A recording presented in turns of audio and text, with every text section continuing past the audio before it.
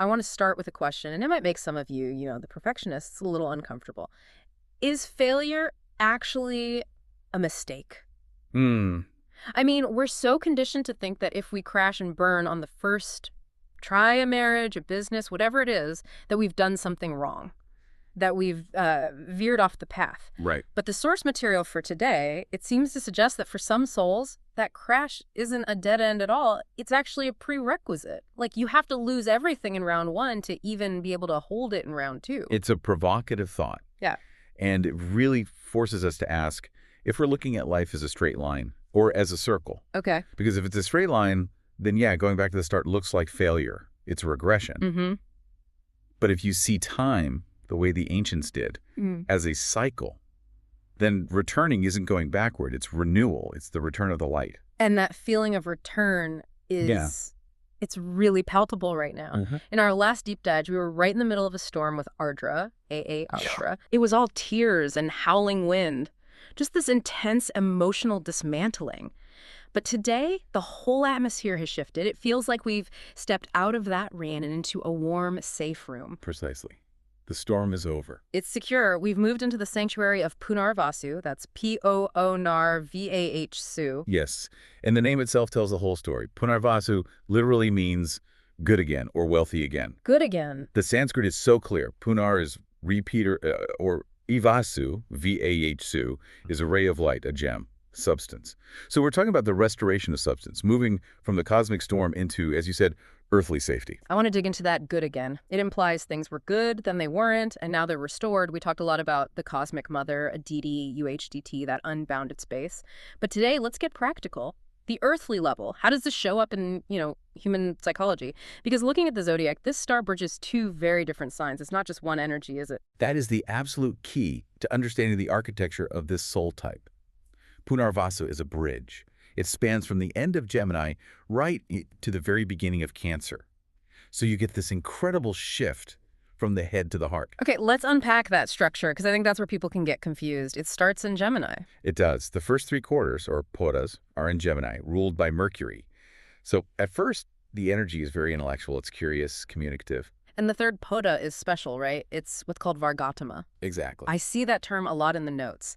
For someone listening who isn't a Sanskrit scholar, how should we visualize that? Is it just extra strong? Think of it like a double-strength espresso. Okay. Or maybe reinforced steel. Vargottama just means the energy repeats itself. It's in the same sign in the main birth chart and the deeper navigational chart. It reinforces itself. So this Gemini section, it creates what we call the imaginative intellectual. They're writers, scientists, thinkers, trying to understand Aditi's unbounded space with their mind. So they're trying to think their way to God. Essentially, yes. Try to map the infinite with logic. But logic has a ceiling, The mind can only go so far.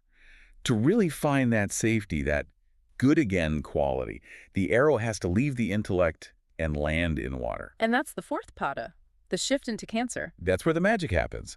We move from Gemini into Cancer. Just that tiny slice from 0 to 3 degrees, 20 minutes of Cancer. It's a massive energetic shift, air to water. And this little spot is considered one of the most auspicious parts of the whole zodiac. It is. Why? I mean, usually when you mix wind and water, you get a hurricane, not a sanctuary. Because this is the mother's lap. It's both Vargottama, so it's Cancer within Cancer, and it's a Puskara Navamsa, which is like a nutrient-rich zone. But the most important thing is that this is where Guru, G-O-Ru, that's Jupiter, finds its maximum exaltation. Right. Jupiter's exalted in Cancer, so this is the absolute sweet spot. It's the sleeping bed of the zodiac. If the soul is a weary traveler who's been overthinking things in Gemini, this fourth pada is where they finally lay their head down. It's the safe return, fully realized. You're not just thinking about safety anymore, you're feeling it. That makes so much sense for a star called the Return. You finally come home. But let's talk about the character of people with this energy. The animal symbol is the cat, right? The female cat. Yes, the cat. It's the perfect psychological archetype for this nakshatra. Okay, I have to push back a little on that because cats are famously aloof. If this star is all about the mother's lap and nurturing, why an animal that basically ignores you until it wants something? That paradox is exactly why it fits so well. Go on. Think about a cat. It's domestic, right? It likes the house, the warm spot on the sofa. Sure.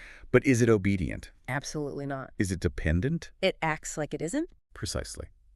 Punarvasu natives have this independent intimacy. They love union. The symbol is the arrow resting in the quiver. But they hate being restricted. A cat will sit on your lap, purring, making you feel chosen, and then 5 minutes later, it's gone, staring out a window.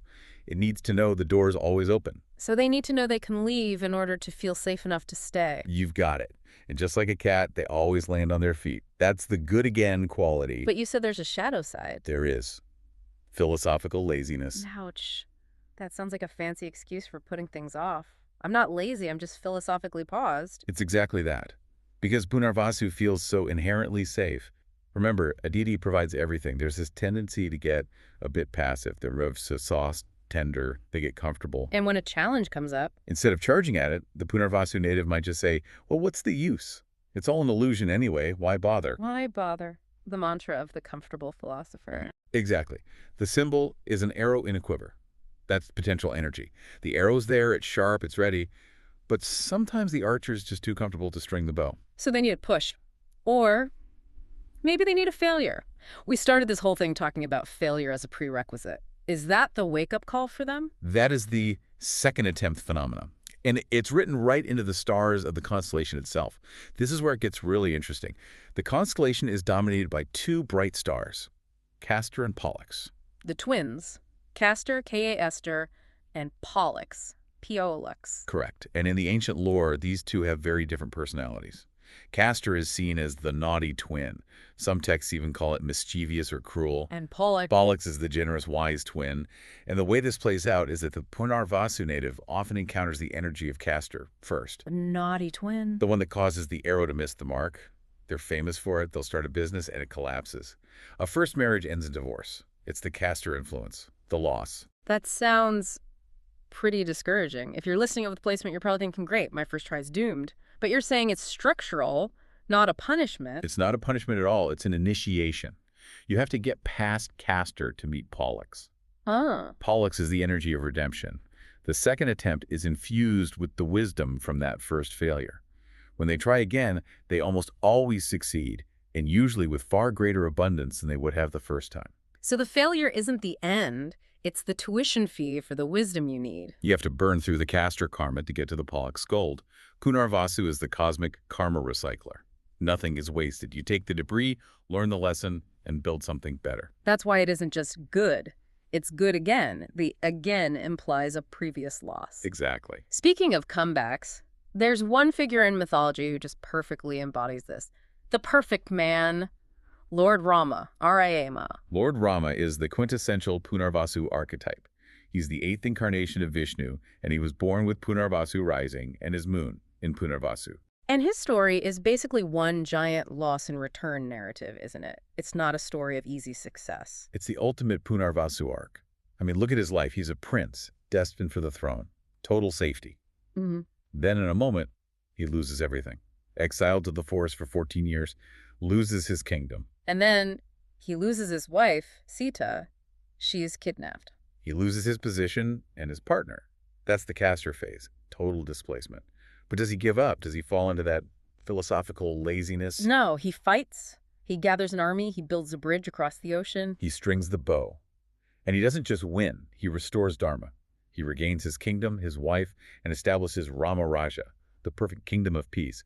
He didn't just get his stuff back. He restored equilibrium to the whole world. And this connects to that concept of Vishnu Tattva, right? Vishnu Tutua. Can you explain this? Yes, Vishnu is the preserver, the force of balance. The sages say that Vishnu Tattva, that principle of preservation, actually begins in Punarvasu.